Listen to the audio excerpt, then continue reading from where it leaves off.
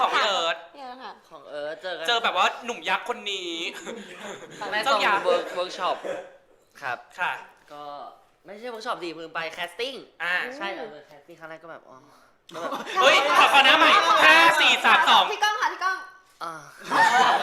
ไม่ได้มีความพิศวาสไม่ได้มีเป็นเซ็กแอปเพียวใดๆไม่เลยคือแบบตอนแรกไม่เลยรู้สึกแบบพี่เขาก็แบบก็เคยเห็นอยู่บ้างเห็นแบบใน IG แบบเมื่อนานมาแล้วอะไรเงี้ยเคย ไปส่งเขา เฮ้ยไปสอบ ไม่เคยเห็นอยู่ในแบบตามทวิตตาม IG อะไรเงี้ยก็มันก็เด้งก็กดเข้าไปดูอะไรเงี้ยเฉยก็แบบอ๋อพอรู้ว่าพี่เขาชื่อเสียงในนามอะไรยังไงอะไรเงี้ยแต่เจอครั้งแรกก็แบบทำไมดูเก๊กๆจังวะอะไรเงี้ยแบบ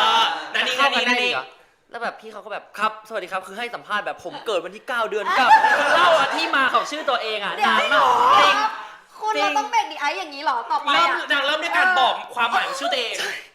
นางก็แบบพูดแต่นางแบบพูดคือตอนนั้นมีนักเขียนแล้วก็มีพี่นิวแบบร่วมกับแล้วก็ก็อยู่กัน4 คนแล้วเขาก็เล่าที่มาว่าเกิดโรงพยาบาลนี้แบบเล่าเพราะว่าเกิดวันที่9เวลา9ก็เลยชื่อ9อะไรอย่างเงี้ยใช่ไม่แต่เขาก็เลยบอกก็เลยแบบโอเคครั้งแรกแล้วเขาก็เลยแบบให้เล่นครั้งแรกก็เลยให้เล่นซีนตายนั่นแหละก่อนเลยปั้งเลยก็คือแบบต้องกอดต้องโอ้มาอะไรโอ้โหยังไงเนี่ยแบบเราก็แบบเราห่วงตัวไงยังไงพี่ก็ทำหน้าอย่างไรความว่าไงคะ เราจะไม่พูดว่าเรารู้จักคนนี้ดีในระดับหนึ่งเราชวนกันไปไหนกันบ้างกันละทีไม่ใช่แล้วก็คือเราแต่ว่าสุดท้ายห่วงไม่ห่วงคิดดูก็คือเปื้อนขาวไปหมดใช่ไหมพี่ยังไงคะปลาเราบ้างแล้วค่ะตอนที่ผมเจอน้องครั้งแรกเปิดประตูเข้าไปเลย เปิดประตูเข้าไปเขานั่งอยู่เขายืนอยู่กับพี่นิวอย่างเงี้ย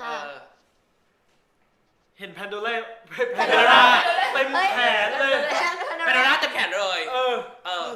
คนบ้าเลยว่าใส่แพนโดร่าเต็มแขนเลยนี่คือสิ่งแรกที่จำได้สำหรับคุณเอิร์ธจำได้เลยแล้วก็นี่ก็เป็นครั้งแรกที่ทุกคนได้รู้เหมือนกันหลังจากน้องหันหน้ามานี่โอ้โหวิ่งวับทั้งหน้ายังไงแบบนี้กิตเตอร์ต้องมาไฮไลท์ต้องหน่อยต้องแบบเราต้องแต่วันนั้นไม่มีออกกล้องไม่มีครับแต่ว่าเราวิวับเต็มหน้าเลยนะใช่แต่เราก็รู้จักชื่อเสียงเรียงนามน้องมาแล้วแหละว่าน้องค่อนข้างมีชื่อเสียงระดับหนึ่งแล้วเรามาทำเทสกับน้องคนนี้เราก็แบบไม่ค่อยกล้าเล่นกับเขาแบบสุดท้ายไงสุดท้ายก็น่ารักรักไหมใจเย็นๆโอมใจเย็นที่ฉันเป็นแฟนคลับทางบ้านคือฟินตายยังไง